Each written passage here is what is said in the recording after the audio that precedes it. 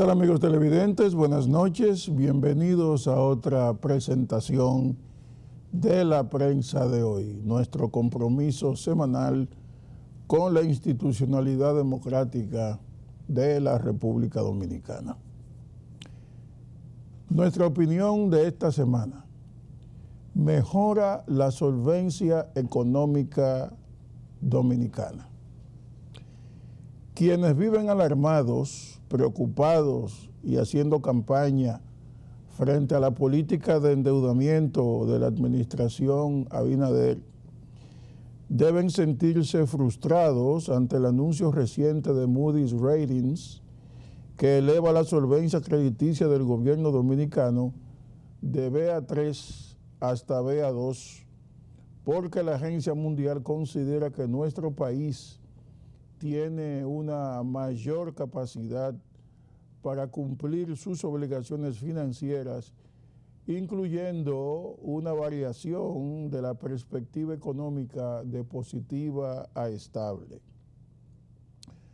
Las justificaciones que da Moody's para la mejoría de referencia están basadas en que el perfil crediticio soberano de la República Dominicana se ha fortalecido significativamente en virtud de la combinación de altas tasas de crecimiento económico a largo plazo que elevan los ingresos y una diversificación sectorial continua, junto con el fortalecimiento del marco institucional.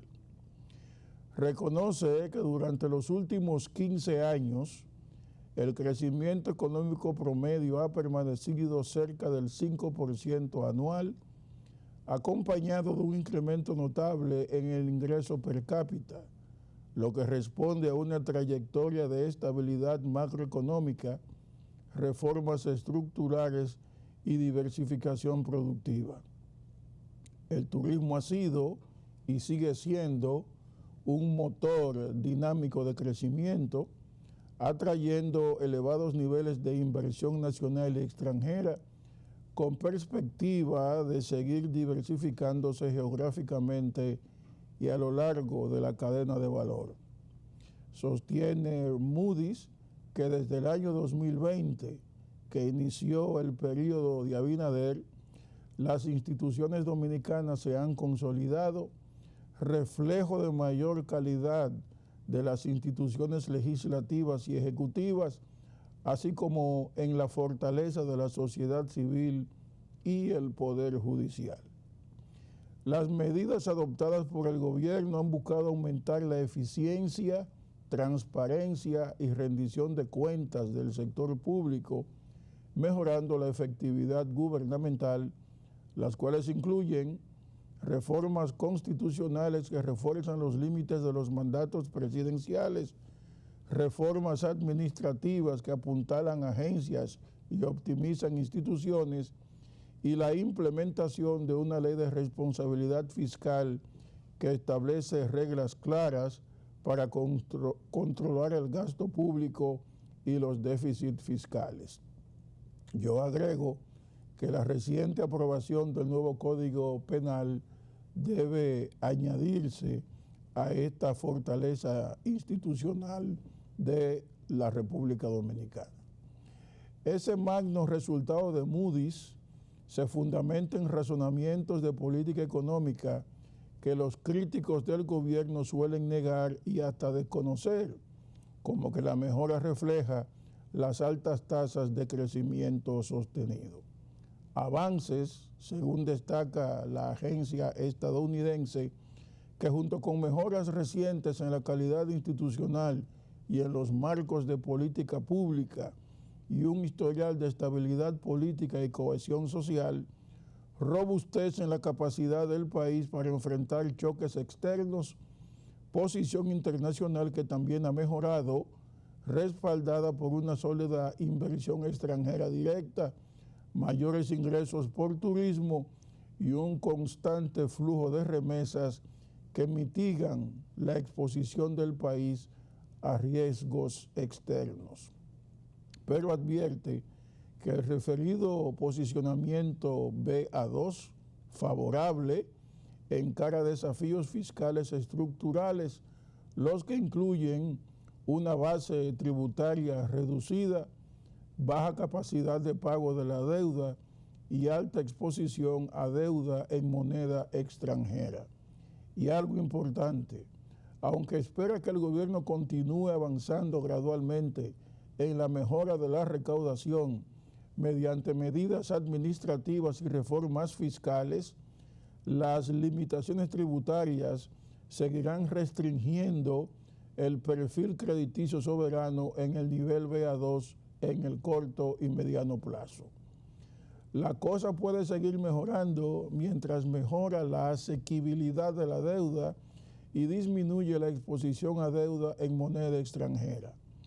Una mayor capacidad de pago, respaldada por mayores ingresos, producto de reformas tributarias amplias, fortalecería la posición fiscal y el perfil crediticio soberano, concluye el informe de Moody's. Finalmente, Moody's informa acerca de la reunión celebrada el 29 de julio pasado, durante la cual el Comité de Calificación discutió la situación de la República Dominicana y cuya agenda comprendió los fundamentos económicos del emisor, o sea, la República Dominicana, no han cambiado de forma material. La fortaleza institucional y de gobernabilidad o gobernanza, como ellos le llaman, ha mejorado significativamente y que la fortaleza fiscal y financiera, incluido el perfil de deuda, tampoco ha cambiado de forma material. Concluye advirtiendo que existe el peligro para la degradación de la calificación otorgada de BA3 a BA2, que podría producirse si el crecimiento económico es menor al previsto de forma sostenida o si las perspectivas fiscales se deterioran significativamente. En tal caso, la calificación enfrentaría presión hacia la baja si el gobierno se aparta de sus planes de consolidación fiscal, incrementando materialmente la deuda pública. Un deterioro de las cuentas externas, como un déficit persistente en cuenta corriente o una reducción sostenida de las reservas internacionales, también presionarían la calificación soberana.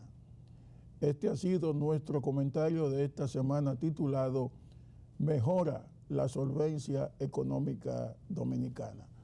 Hacemos la primera pausa. Continuamos con la prensa de hoy. Transcurrieron 4 años y 8 meses para que finalmente en primera instancia se condenara y se obtuviera una sentencia del denominado caso Antipulpo, aquel caso de corrupción que involucró a 22 personas y a múltiples empresas y cuyo principal acusado o imputado es el hermano del presidente Danilo Medina, el señor Alexis Medina Sánchez. La madrugada del jueves, el tribunal colegiado a cargo de Claribel Nivar, Giselle Soto y Clara Castillo, 3 juezas muy prominentes y muy conocidas por su condición independiente, pues produjeron una sentencia que es definitivamente histórica, porque cuando todo este caso estalló en el año 2020, pues mucha gente dudaba de que se produjera una sentencia condenatoria. Esto se ha producido después de muchos tropiezos, altibajos, situaciones difíciles, denuncias y unos expedientes enormes de muchas páginas, expedientes voluminosos, que finalmente produjeron la condena de uno del principal imputado a 7 años de cárcel. Otros 6 fueron condenados a 5 años, 1 condenado a 6 y 14 fueron dejados en libertad.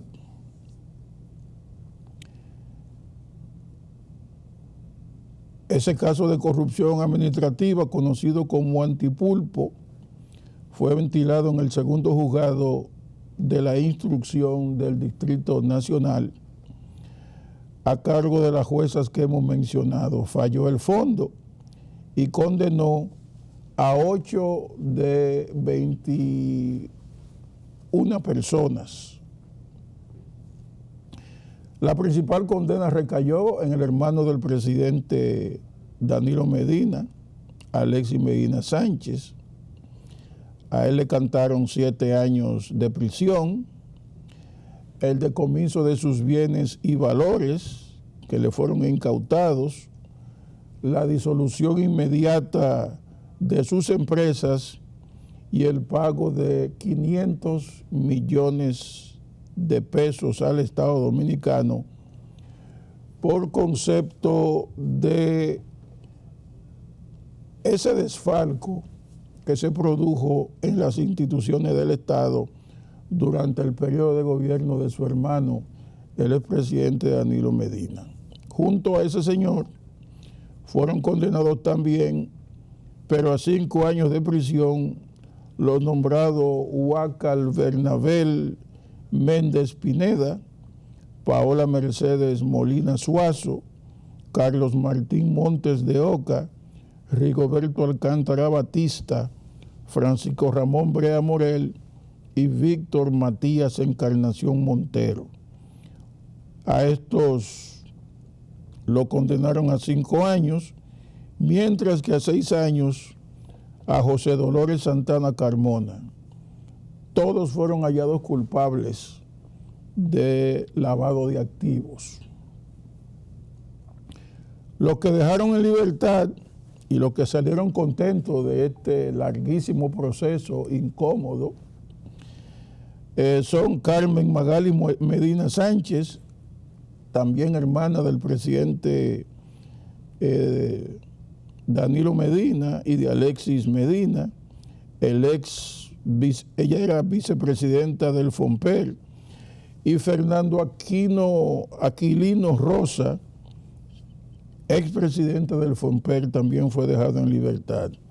Lo mismo ocurrió con el exministro de Salud Pública, Lorenzo Wilfredo Hidalgo Núñez, el excontralor Rafael Antonio Hermosén, el exdirector de Fiscalización de Obras de la OISOE, que fue una entidad del Estado de construcción y fiscalización de obras que fue clausurada debido a este escándalo, el señor Aquiles Alejandro Christopher Sánchez, la exdirectora jurídica Lina Ercilia de la Cruz Vargas y el ex subdirector jurídico Pacristi Emmanuel Ramírez Pacheco.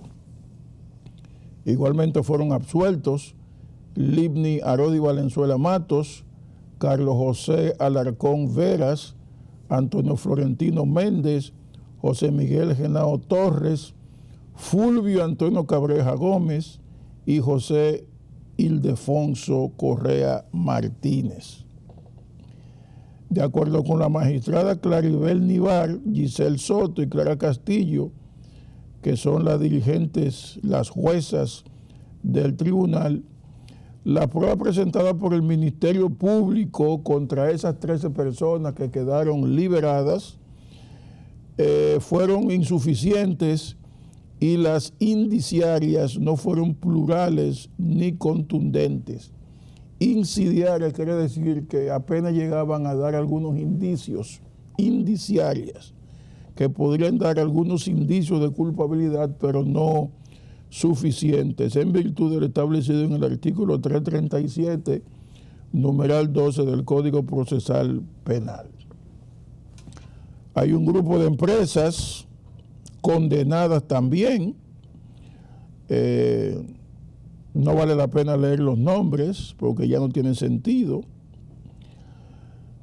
Pero en virtud de que el sistema judicial dominicano es de doble jurisdicción, es decir, primera instancia y apelación, pues está claro que tanto los imputados como el Ministerio Público están en capacidad y tienen derecho a recurrir en apelación la sentencia de este tribunal colegiado del Distrito Nacional. Esta condena es muy importante para nuestro país desde el punto de vista de la organización judicial y del comportamiento de los funcionarios y de sus asociados y de los partidos que gobiernan la República Dominicana. Esta sentencia es aleccionadora. Mucha gente no está de acuerdo con ella, otros sí, yo me incluyo entre los que opino favorable a esa sentencia, por una razón fundamental. Todo el que va a un proceso judicial, ya sea que lo lleve el Ministerio Público en calidad de acusado, o sea aquel que toma alguna iniciativa en una demanda civil o penal, como es el caso de ahora, va a una cosa: espera la decisión del tribunal, la decisión del juez o de los jueces, sea favorable o no favorable. Y yo pienso que en la República Dominicana fortaleceríamos mucho más el sistema de justicia si criticamos menos las decisiones de los jueces. No es que usted tiene que estar de acuerdo totalmente con la decisión de los jueces, pero los jueces son designados precisamente para eso, para fallar a favor y en contra de alguien. Cuando un juez falla a favor, está fallando al propio tiempo en contra de alguien. Cuando falla o condena a alguien, está fallando a favor de otros. Entonces, esa es la situación de la justicia. Los que se sientan afectados y tengan interés legítimo en este proceso pueden apelar a la Corte de Apelación, que son 5 jueces y tienen la capacidad para desestimar o aprobar la decisión que se ha dado en primer grado. Si aún no están de acuerdo con la apelación, pueden recurrir a la Suprema Corte de Justicia para la revisión de la legislación que se aplicó. Y si aún no están de acuerdo con lo que eventualmente adoptaría o sentenciaría la Suprema Corte de Justicia, pues todavía pueden apelar al Tribunal Constitucional para la revisión de la parte constitucional de esa sentencia. Ahora bien, hay que dejar de traficar con influencia y hacer colusión de funcionarios desde los puestos públicos. Quizá usted no esté de acuerdo con los 7 años de Medina Sánchez. Probablemente usted cree que 7 años no es nada, pero 7 años preso es mucho tiempo. Y alecciona y doblega a cualquiera. Y a nadie le gustaría pasar ni siquiera 2 meses o 3 meses en una prisión, mucho menos en Najayo Hombre, que aún cuando hay un proceso de remodelación del sistema penitenciario en su conjunto, no es menos cierto que el preso es preso. Y perder la libertad, perder su patrimonio económico y salir desacreditado en frente a la opinión pública, desacreditar a su familia, todo eso conduce a una carga emocional y es el resultado de unas acciones delictuales cometidas desde una posición de ventaja en un gobierno de su hermano. Yo no creo que el presidente Danilo Medina tenga nada que ver con esto, pero hay mucha gente que se pregunta por qué Danilo Medina no se dio cuenta de que su hermano se estaba enriqueciendo ilícitamente. Si el presidente de la República es aquella persona que en la República Dominicana cuenta con el mejor sistema de información para saber si su familia o no, o el vecino de enfrente, se está enriqueciendo ilegalmente a expensa de su relación familiar y relación partidaria. Pero yo creo que realmente el presidente fue burlado. Eso es lo que no es mi opinión la que cuenta ahí, sino si la justicia no movió la acción pública contra el presidente Medina, es porque no encontró razones para hacerlo, no encontró motivos para hacerlo. No creo que la política fuera el elemento decisivo aquí en esto, porque si un presidente comete una fechoría desde el poder, pues evidentemente tiene que ser perseguido. El PLD ha dado una declaración al respecto, pero tanto lo que dijo Camacho como esa declaración del PLD la vamos a ver en el siguiente bloque. Adelante. Continuamos con la prensa de hoy. Vamos a escuchar la opinión de Wilson Camacho, el Procurador General de Persecución de la Corrupción, que emitió unas declaraciones y que nosotros las hemos tomado del servicio SIN, en un servicio que hemos tomado de SIN con su permiso, y vamos a reproducirla dándole el crédito a ese medio televisivo tan importante para nuestro país como es SIN, quien estuvo de madrugada haciendo la cobertura del lugar para informar a sus seguidores, a sus telespectadores. Veamos las declaraciones del señor Camacho. ¿Van a apelar ustedes esta sentencia dictada hoy por el segundo tribunal? Por favor, magistrado. Primero, gracias por estar aquí a esta hora. Es duro, pero qué bueno que están aquí. Segundo, esta es una decisión con luces y con sombras. Veamos primero las luces. En este proceso está condenado el gerente operativo de este entramado, Juan Alexis Medina Sánchez, que es además hermano de un expresidente de la República. En este proceso fueron condenadas además todas las empresas de este entramado de corrupción. Fue además ordenado el decomiso de todos los bienes de las personas que fueron condenadas. Este tribunal acogió además el acuerdo que hizo el Ministerio Público con Víctor Matías Encarnación y condenó además a los imputados también al pago de multas.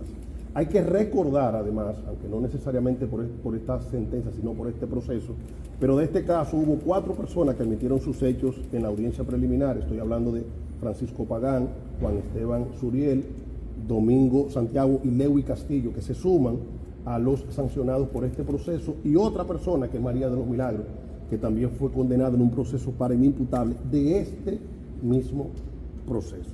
Hay algunas sombras, y esas sombras están vinculadas a algunos descargos, como el de Fernando Rosa o el de Carmen Magali Medina Sánchez, que son descargos que a juicio del Ministerio Público son una incorrecta apreciación de la prueba que hemos presentado, y desde ahora le podemos decir que vamos a apelar esos descargos. Ya, magistrado, decía el tribunal que realmente el Ministerio Público debe de fundamentar bien esas pruebas, que pusieron pruebas que no eran, cuestionaron la cantidad de pruebas que ustedes depositaron, mucho tiempo en temas que no venían, que tenían anexos, que no correspondían.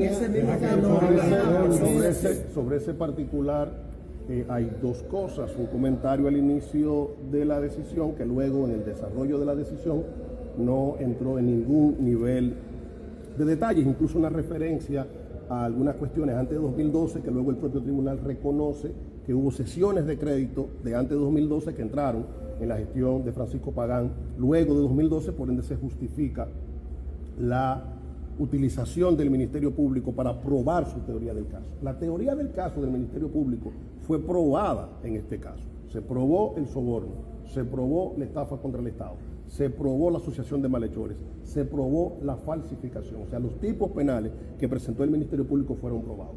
Algo que nosotros nos propusimos desde el día 1. No habrá un solo tribunal en República Dominicana que pueda decir que no hubo prueba. No habrá un solo tribunal en República Dominicana que pueda decir que le traímos un caso sin prueba. Y en este caso, este tribunal no ha sido la excepción y ha tenido que admitir que el Ministerio Público trajo pruebas suficientes para la decisión que ellos produjeron, en los términos que ellos produjeron, y nosotros vamos a actuar en las consecuencias que acabo de decir.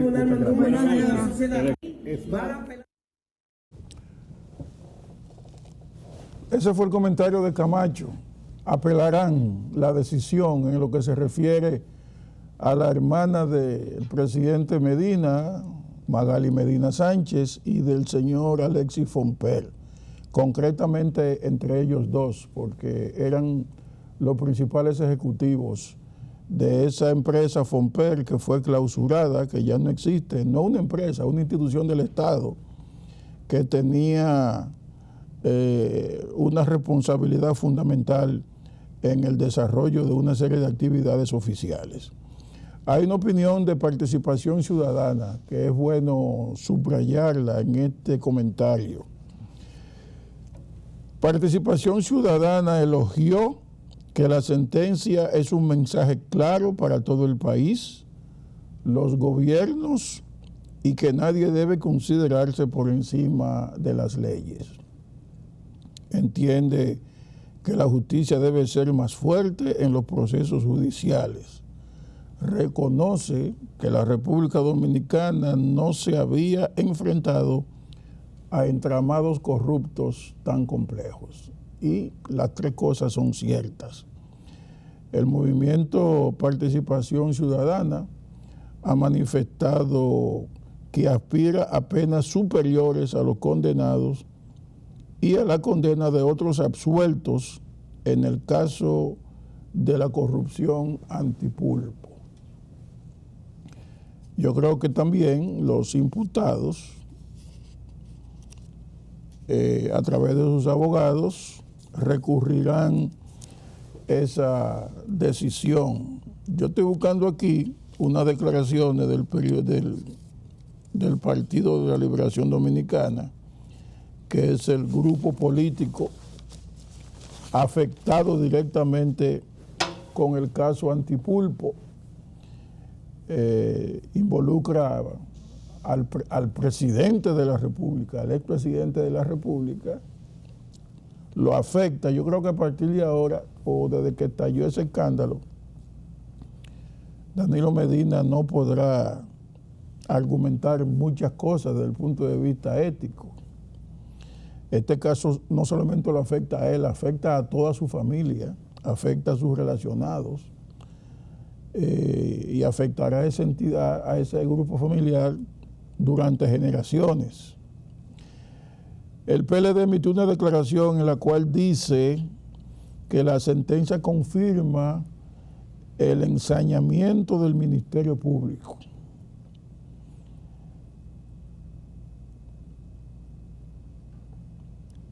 Que el Ministerio Público actuó sin objetividad, actuó sin imparcialidad y con ensañamiento contra exfuncionarios y dirigentes de esa organización descargados. En un comunicado, el Partido de la Liberación asegura que la decisión judicial demuestra que nunca existió la alegada estructura criminal que por más de 5 años fue presentada como vinculada al partido. Este fallo ratifica que la acusación contra nuestros compañeros carecía de sustento probatorio real y que se intentó vincular de manera infundada a una organización política que con actos ajenos a la naturaleza y a su práctica institucional. Yo creo que esta declaración no fue inteligente. Yo creo que el PLD mejor debió callar por el momento. Digo que no fue inteligente porque cuando pasan 4 años y 8 meses con un proceso y 3 juezas condenan y actúan en la forma en que emitieron esa sentencia, yo creo que poner en dudas el valor de esa decisión no es inteligente. Le han querido dar, y es natural que así sea, un viraje político a la situación. Pero en toda nación democrática, los políticos no están exentos de ser procesados judicialmente, no están por encima de la ley, ni están lejos de las cárceles. Si nosotros queremos ser una nación desarrollada, todos los sectores que componen la sociedad dominicana, políticos, empresarios, periodistas, abogados, profesionales de cualquier índole, tenemos que estar de acuerdo en que el que viola la ley debe ser perseguido. El que roba debe ser perseguido. Aquel que incurre en actos de corrupción desde una función pública debe ser perseguido y condenado. Y tratar de que los casos de persecución contra exfuncionarios sea una judicialización de la política no es inteligente. No es inteligente. Lo que le pasó al Partido de la Liberación Dominicana es que nunca se dio un instrumento o una política contra la corrupción desde el gobierno. Actuaron como el laissez-faire, dejar hacer, dejar pasar. Y eso le costó este proceso. El Ministerio Público Independiente, creado por el presidente Luis Abinader y que le ha dado una estructura jurídica realmente independiente, hay que decirlo así, pues ha actuado sin contemplaciones en esta investigación, que lo que demuestra es que desde el gobierno pasado, el gobierno 16-20, o del 12 al 20, se desarrolló uno de los peores escenarios para el enriquecimiento ilícito de funcionarios. La tradición era dejar pasar ese tipo de cosas porque cada partido que llegaba al poder dejaba que su gente actuara y se enriqueciera ilícitamente y no lo perseguía. Llegó este gobierno de Abinader en el 2020 con la determinación de luchar contra la impunidad y contra la corrupción. Inició el proceso, un proceso tortuoso, difícil, un proceso contra sectores poderosos que se habían organizado política y económicamente. Y estos son los resultados. Esta sentencia es histórica, esta sentencia es una lección para todo el mundo y ojalá sirva de experiencia para todo aquel que a partir de este momento ocupe funciones públicas. Vamos a hacer la siguiente pausa.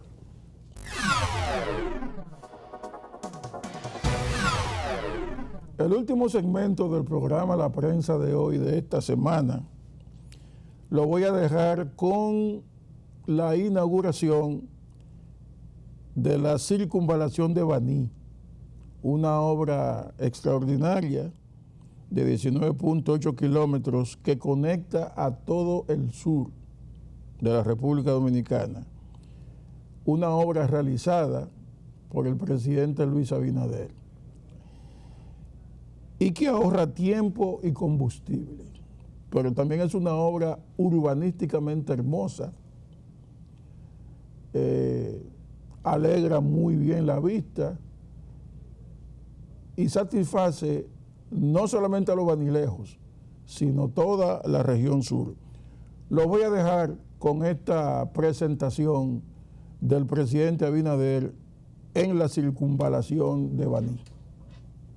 Nos vemos la semana próxima. Señoras y señores, esta circunvalación es más que una vía, como bien hemos afirmado. Es un acto de justicia territorial, es un impulso directo al corazón productivo del sur y una puerta y un puente hacia nuevas oportunidades de empleo, de turismo, de comercio. Y con ese compromiso de seguir impulsando el desarrollo y la integración nacional, recibimos, señoras y señores, al excelentísimo señor Luis Abinader, presidente constitucional de la República Dominicana.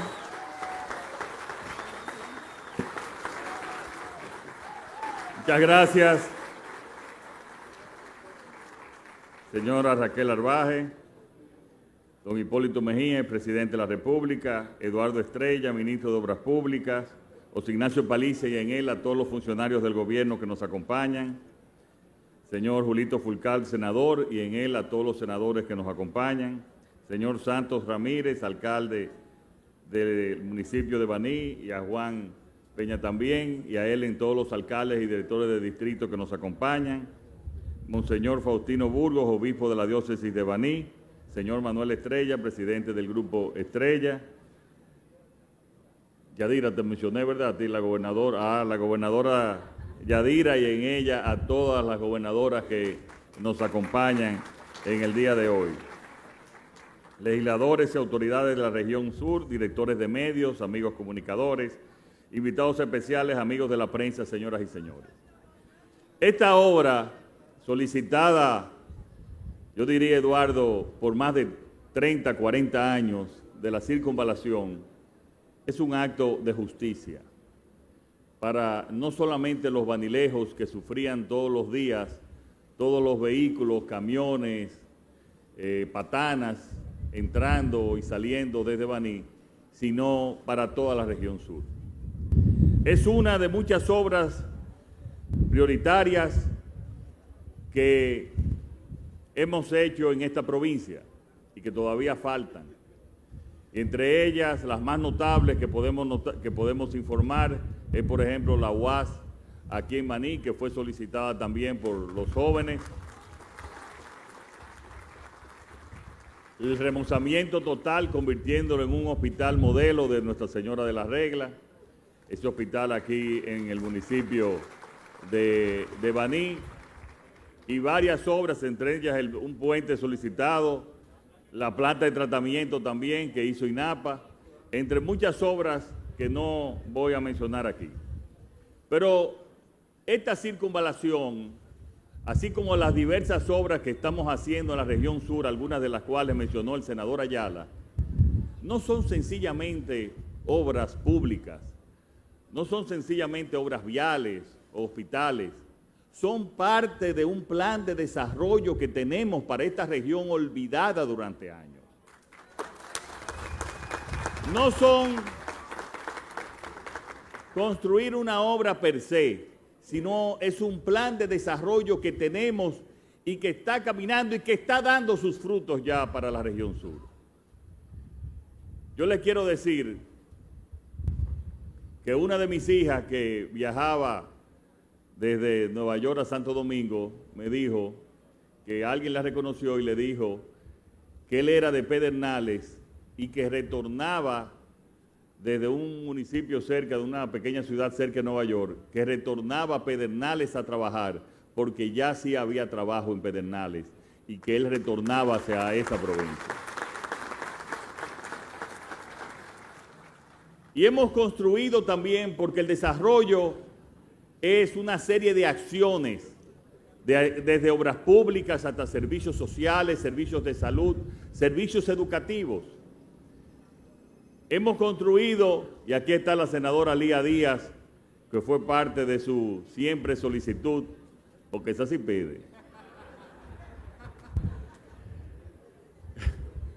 para bien de la provincia de Azua. Ya inauguramos hace un tiempo el primer traumatológico, el primer hospital traumatológico del sur para salvar vidas. Pero estamos también el hospital, un hospital El primer hospital pediátrico del sur también lo inauguramos en los próximos meses, como dijo Moisés, en Barahona. Y asimismo el primer oncológico del sur para las personas que tengan con el cáncer puedan ir a Barahona, apoyados por nosotros. Y ahí se para un amigo de Yaguate porque sabe que estamos haciendo el traumatológico de San Cristóbal también allá en Yaguate. Y estamos construyendo con el Plan San Juan, trajimos aquí la Universidad ISA, la Universidad Superior de Agricultura de Santiago, donde están estudiando más de 400, casi 450 estudiantes del sur con el Plan San Juan para ir cambiando y modernizando la agricultura de toda la región. Y yo recuerdo que cuando caminaba en todo el país con mi padre en política, habían siempre dos carreteras que siempre, don Hipólito, estaban en un estado sin arreglar, que era la de Atomayor, Sabana de la Mar, que la terminamos, y la otra era la de Juan Santiago, Hondo Valle. Y esas dos están terminadas para bien de esas comunidades. Y ese es un proyecto, no solamente en el caso del cercado Juan Santiago, Hondo Valle, no solamente de justicia para los habitantes, es que ahí hay un plan de desarrollo porque Hondo Valle, y usted lo sabe, don Hipólito, porque hemos hablado, puede ser el centro de la producción de aguacates y de también invernaderos en toda la zona por la altura que tiene esa región. Este es un plan de desarrollo. Así como estamos haciendo, que poca gente conoce, estamos haciendo el muelle turístico de Barahona. Y vienen otros proyectos más también en esa provincia. Y Pedernales, que va a ser ese motor de desarrollo que va a llevar empleos ya a toda la región Enriquillo, de Independencia, en la provincia de Neiva, en Neiva también inauguramos en los próximos días la UAS de Neiva, pero hemos mejorado todos los hospitales de la región. Por eso un amigo me decía, tienen que mencionar las obras. Hay muchos que están en política, yo estoy en trabajo. Yo estoy en trabajo.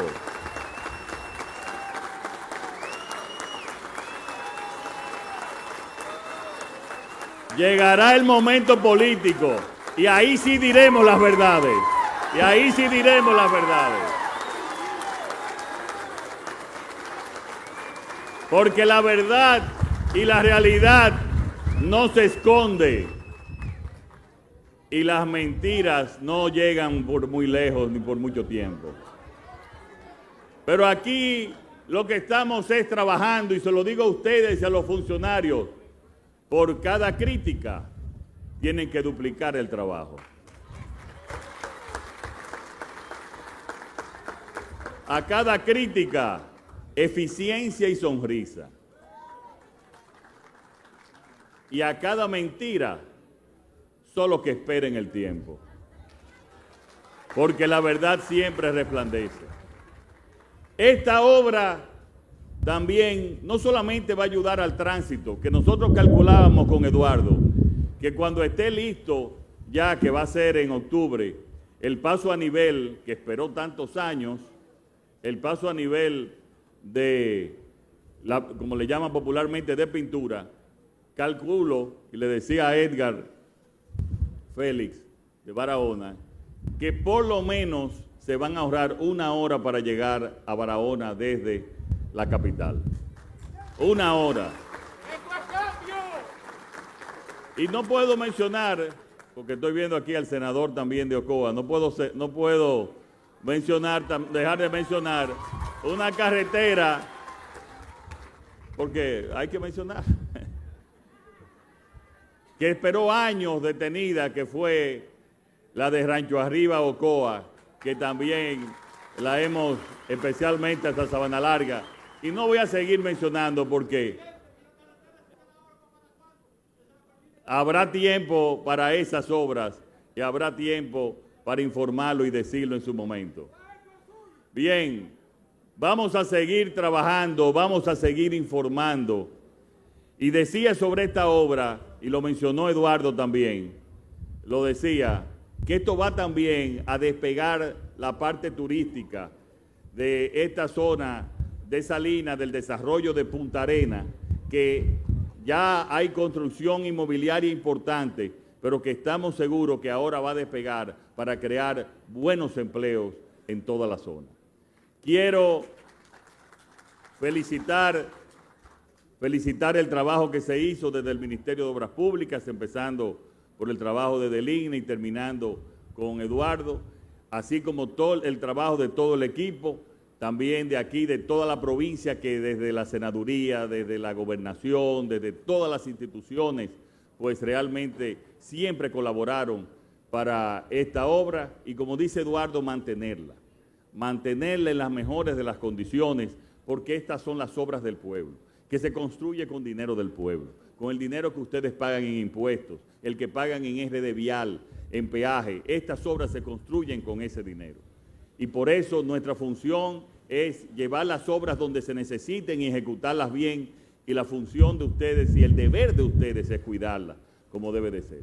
Por lo tanto, esto es parte del desarrollo del sur, de ese sueño que tenemos que se está cumpliendo, de ese sueño que se está ejecutando, de tantos años que se ha esperado para que el progreso realmente llegue al sur, como ha llegado a Pedernales, como va a seguir llegando a las diferentes provincias, como se está desarrollando cada vez que vemos aquí en Maní, cada vez más urbanizaciones, cada vez más desarrollo. Azua, que es una provincia que lleva la vanguardia también en producción agrícola, que estamos viendo los números, Limber, que hemos hablado varias veces, del incremento de la producción en todos los rubros. No vamos a decir todas las obras, eso va a haber tiempo. Recuérdate, Limber, que estamos en trabajo y después en política. Así que, queridos amigos y amigas, vamos a seguir construyendo desarrollo.